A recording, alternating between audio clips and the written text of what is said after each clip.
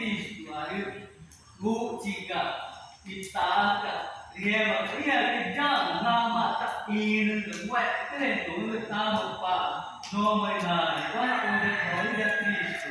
bà thấy ra là thì cũng chẳng mơ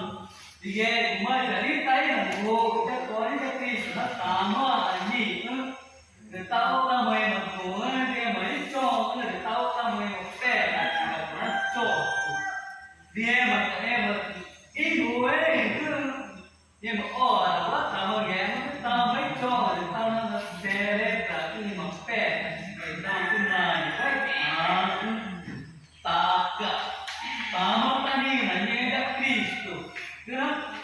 chả về mà nghe mà ta tạo lên nó chả nó mai đi nó nghe mà cái anh chị ơi cứ tạo cái ngủ cứ đi xem nó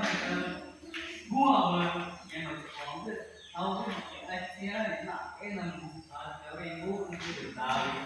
ngủ chân cứ là coi cái tao mà nghe mà cái nghe mà tụi nó nghe mà có chứ đấy chứ mà nó gì để chó đi được cái mà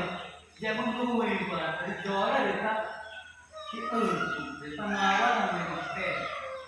nhưng mà ta mới chắc là ta mới đi này cái gì em mà tụi chân này ngủ cái tình thương cả người ta mà tao mà có cái gì xuống quá chẳng cái gì đó mới là nó mai mà tao mà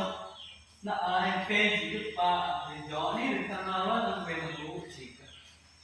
nghe mà cái mà nghe mà mai Cristo igual que dentro da igreja vai na nghe mà nó có cái quá Cristo igual mà ta được đào về one from God to the cross nghe mà mai